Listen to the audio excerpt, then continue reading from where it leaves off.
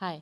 जैसे कि मैंने अपने पिछले वीडियोस में आपको टाइप्स ऑफ ट्रेडिंग के बारे में बताया था और ये भी बोला था कि अपने आने वाले वीडियोस में मैं आपको स्विंग ट्रेडिंग स्ट्रैटेजी के बारे में बताऊंगी। तो आज मैं पहली और एक बहुत ही सिंपल स्विंग ट्रेडिंग स्ट्रैटेजी आपके साथ शेयर करने जा रही हूँ। अब जैसे कि मैंने आपको बताया था, स्विंग ट्रेड होता है कुछ दिनों से लेके कुछ हफ्तों का। तो हमें इसमें इस तरह के स्टॉक्स फाइंड आउट करने होते हैं जहाँ पे अभी अप मूव शुरू हुआ हो और वहाँ पे आप उसको बाय करें और कुछ दिनों तक होल्ड करें। जब आपको लगे कि आपका जो परसेंटेज ऑफ प्रॉफिट है अचीव हो गया है, तब आप उस ट्रेड को स्क्वायर ऑफ कर दें। तो चलिए देखते हैं पहली स्ट्रैटेजी क्या है। इस स्ट्रैटेजी में आपको सिर्फ एक सिंपल इंडिकेटर यूज़ करना है और मैं आपको सजेस्ट करूँगी शुरुआत आप सिर्फ निफ्टी 50 के स्टॉक से करें। और अगर आप ज़्यादा टाइम दे सकते हैं तो आप निफ्टी 200 की लिस्ट भी कंसिडर कर सकते हैं। अब क्योंकि मुझे यहाँ पे आपको इस वीडियो के थ्रू समझाना है, इसलिए मैंने निफ्टी 50 के सारे स्टॉक्स नहीं देखे हैं। आपको याद होगा अपने लास्ट वीडियो में हमने एक स्क्रीनर को यूज़ करके इंट्राडे के लिए कौन से स्टॉक्स पिक करें, वो एक लिस्ट बनाई थी। मैं कोशिश करती हूँ उन्हीं में से कुछ शेयर्स के चार्ट्स पे वो इंडिकेटर सेट करके आपको समझाऊँ। और मुझे एक स्टॉक ऐसा भी मिला है जिसमें आज ही अप मूव ट्रेंड शुरू हुआ है, लेकिन वो निफ्टी 50 में ना आके वो एक पेनी स्टॉक है। सो ये वीडियो सिर्फ एजुकेशन पर्पस के लिए है, मेरी तरफ से कोई इन्वेस्टमेंट या ट्रेडिंग एडवाइस नहीं है। ये सिर्फ आपको सिखाने के लिए है कि किस तरह से आपको इंडिकेटर सेट करना है और कब स्टॉक में ट्रेड लेना है। तो मेरा सजेशन आपको यही होगा कि जब जब प्रैक्टिस करें या आप बिगनर हैं, शुरुआत कर रहे हैं और छोटे अमाउंट का ट्रेड भी लेना चाह रहे हैं, तो निफ्टी 50 के ही स्टॉक्स में आप ट्रेड लें। तो चलिए समझ लेते हैं। अब ये मेरी इंट्राडे की लिस्ट है। आपको याद होगा स्क्रीनर में कुछ पैरामीटर्स सेट करके मैंने ये लिस्ट फाइंड आउट की थी। तो अब देख लेते हैं, फर्स्ट स्टॉक ही देख लेते हैं, टाटा मोटर। अब यहाँ पे जो हमें कैंडल सेट करनी है वो हमें करनी है वन डे की, क्योंकि हमें ट्रेंड पता करना है। अब इसमें आपको वॉल्यूम्स तो सेट करनी है, उसके साथ एक और इंडिकेटर सेट करना है, वो मैं दिखा देती हूँ कौन सा इंडिकेटर है। सबसे पहले हम यहाँ पे वॉल्यूम सेट करेंगे, नीचे वॉल्यूम चार्ट। ये आ गया नीचे वॉल्यूम्स। और उसके बाद हमें एक और इंडिकेटर लगाना है जिसको कहते हैं सुपर ट्रेंड।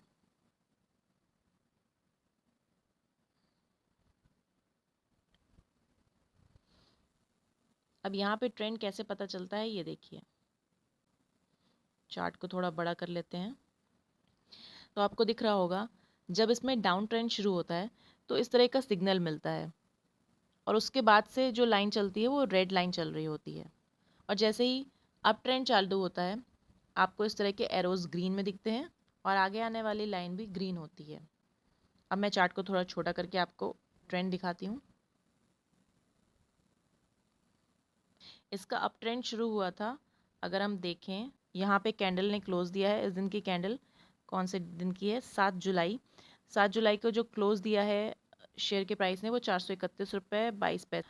और उसके बाद ये अप ट्रेंड ऊपर गया, थोड़ा सा नीचे आया, लेकिन ट्रेंड आप देख रहे हैं लाइन ग्रीन में ही है। और अगर किसी ने इसको 7 जुलाई को लेके यहाँ तक भी वेट किया होता 479। सो अगर किसी ने इसको 7 जुलाई को लेके डेली अपने टारगेट को बढ़ाया होता और स्टॉप लॉस को ट्रेल किया होता तो इसका हाईएस्ट पॉइंट था 494। ये किस दिन था? 17 अगस्त। लेकिन स्विंग ट्रेड में भी इतना पेशेंस और इतने लंबे टाइम तक कोई होल्ड करता नहीं है। तो हर ट्रेडर का अपना एक परसेंटेज ऑफ प्रॉफिट सेट होता है। उनके एक्सपीरियंस के हिसाब से उनको पता होता है कि कब कहाँ तक स्ट्रेच करना है, कितना परसेंटेज ऑफ प्रॉफिट चाहिए, कितना उन्होंने रिस्क लिया है। सो एज अ बिगनर मैं आपको सजेस्ट करूँगी, अगर आप स्विंग ट्रेड ले रहे हैं तो 5 to 6% का प्रॉफिट का टारगेट आप लेके चलें और साथ ही आपको स्ट्रिक्ट स्टॉप लॉस फॉलो करना है। अब ये तो मैंने एक चार्ट से समझाया, दूसरे चार्ट्स को देख लेते हैं।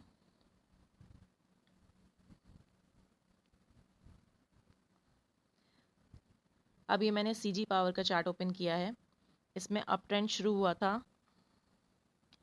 6 जून को, इसमें अप ट्रेंड शुरू हुआ था और उसके बाद से अभी तक अप ट्रेंड कंटिन्यूसली चल रहा है। और इसने हाई जो बनाया है 247 का हाई बनाया है। और अप ट्रेंड जब शुरू हुआ था उसके नेक्स्ट डे अगर हम देखें, जो ओपन कैंडल बनी थी, जो कैंडल बनी थी उसका ओपन पॉइंट था 183 से 247। आप देख सकते हैं कितना अच्छा रिटर्न दिया है। बट हाँ, इसका ड्यूरेशन भी ज़्यादा है। लगभग इसने पूरा 1 महीना लिया है, तो इस शेयर ने 1 महीने में लगभग 35% का अप मूव दे दिया है। तो इस तरह से आप निफ्टी 50 के स्टॉक्स के चार्ट्स ओपन करके और ये सिंपल सा सुपर ट्रेंड वाला इंडिकेटर लगा के देख सकते हैं कि कहाँ पे अप मूव स्टार्ट हुआ है। सो ये अब आपकी प्रैक्टिस है। प्रैक्टिस कीजिए, ढूंढने की कोशिश कीजिए कहाँ पे अप ट्रेंड शुरू हुआ है।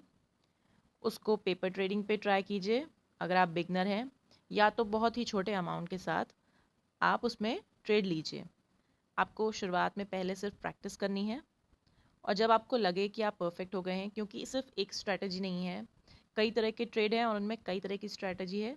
हम आगे आने वाले वीडियोस में सारी स्ट्रैटेजीज कवर करने की कोशिश करेंगे। और लास्ट में मैं आपको बताने वाली थी कि कौन से स्टॉक में अप मूव शुरू हुआ है। क्योंकि ये एक पेनी स्टॉक है, इसलिए इसमें ट्रेड करने की एडवाइस मैं आपको नहीं दूंगी। ये सिर्फ वॉच लिस्ट में लगा के उसको ट्रैक करने के लिए मैं आपको बता रही हूँ। लेकिन हाँ, आज ही की कैंडल में इसमें अप ट्रेंड शुरू हुआ है। उसमें सिग्नल दिख रहा है सुपर ट्रेंड, जब मैंने उसमें अप्लाई किया तो वो मैं आपके साथ शेयर करती हूँ। ये स्टॉक है SEPC। अगर आप इसका चार्ट देखें,